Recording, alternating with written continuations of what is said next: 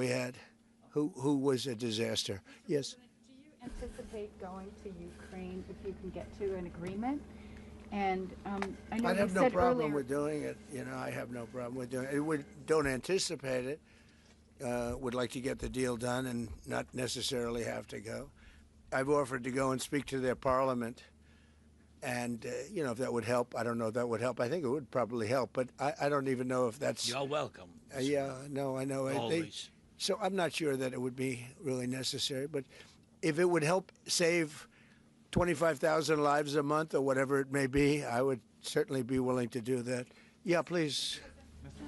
No, behind you. And how about Where are you from? from Ukraine? Good, I had a feeling. Public broadcaster. Good. And how about Zaporizhia nuclear plant? Have you discussed this question? On what? Zaporizhia nuclear plant. Yeah, we discussed that at length today. As you know, it's in pretty good shape. It can start up immediately, almost immediately. And it's one of the things I discussed with President Putin. And they were talking about the nuclear plant. That's probably the biggest in the world, just about the biggest anywhere in the world. Can you believe that? And President Putin's actually working with Ukraine on getting it open. He's been very good in that sense. He wants to see that open. And he hasn't hit it with missiles, hasn't hit it with anything. It's a big danger to do that for everybody. But they're working together to try and get it. It can open very quickly. It's in pretty good shape. And the people there have been there for years. The people there running it. You know, they have 5,000 people in that plant. Can you believe it? I learned that today. 5,000 people. It's the biggest plant of its kind in the world. And they're working together to get it open. They could maybe get it open quickly. That's a big step when he's not bombing that plant. It's a big step.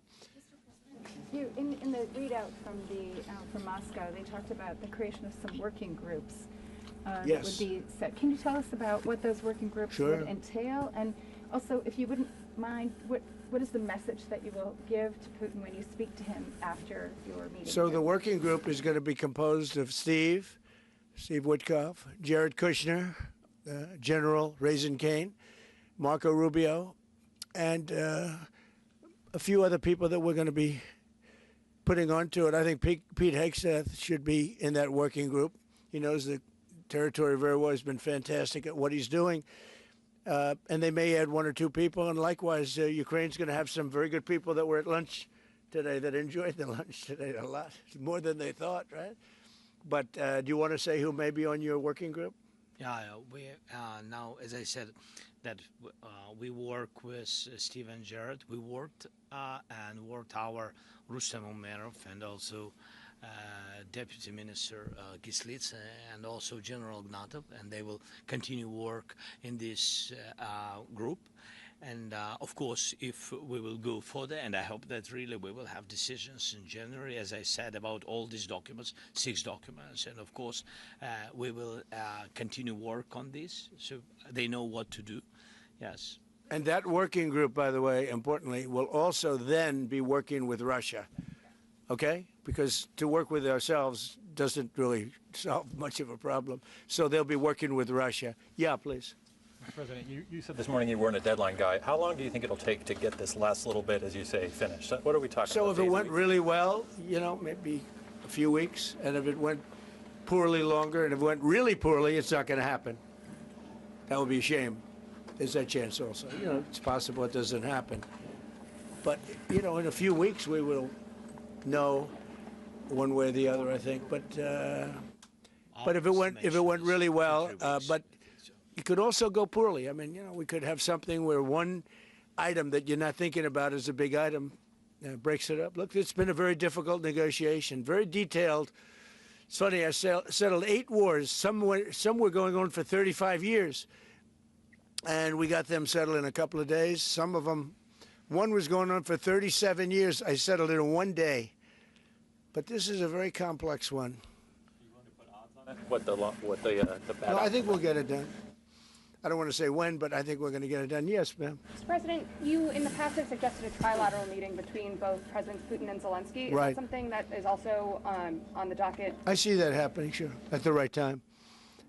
I saw a very interesting President Putin today. I mean, He wants to see it happen. He wants to see it. He told me very strongly. I believe him. Don't forget, we went through the Russia hoax together. And he'd call me, I'd call him, I'd say, can you believe the stuff that they're making up? And it turned out we were right. They made it all up. And despite that, we didn't get into wars and we didn't get into problems, but we weren't able to trade very much or any of that, which was a shame because, you know, a lot of success could have been had by trading with Russia. They have great land, great minerals and other things, and we have things that they want very badly. But the Russia hoax, which was a terrible made-up fictional thing by Crooked Hillary and by Adam Shifty Schiff and bad people, sick people, they made it up. It was all a made-up hoax. But it kept us really from dealing with Russia, kept Russia dealing, you know, from dealing with us. So, but despite that, we got along. And I don't know, I think we're going to get there. I know him very well. I think we're going to get there. Discuss any time, location, meeting place? Yeah, we're discussing a lot of things. No, look, I was on the phone with him for almost, I guess, 2.5 hours, they're just telling me now. It's a long time. We discussed a lot of things. We didn't talk about the weather. We weren't talking about what a beautiful day it is in Palm Beach, Florida. Yes. Trump, President Zelenskyy mentioned maybe a meeting with European leaders back in Washington. Would that be in the next few weeks? Well, in Washington or someplace, yeah.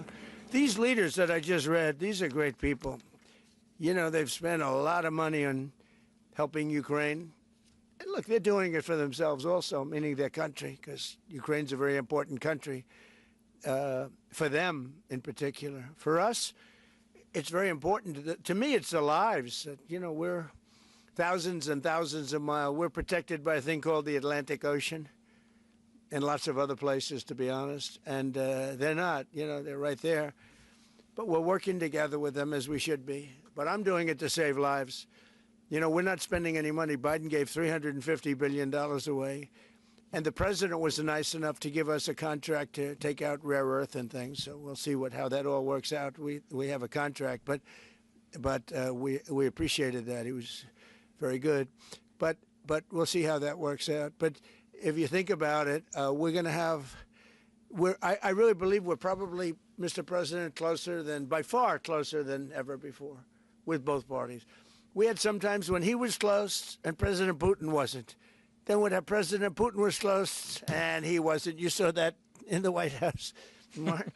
But I think they both want to see it happen. In your conversation with... You were saying that you've said multiple times that you want to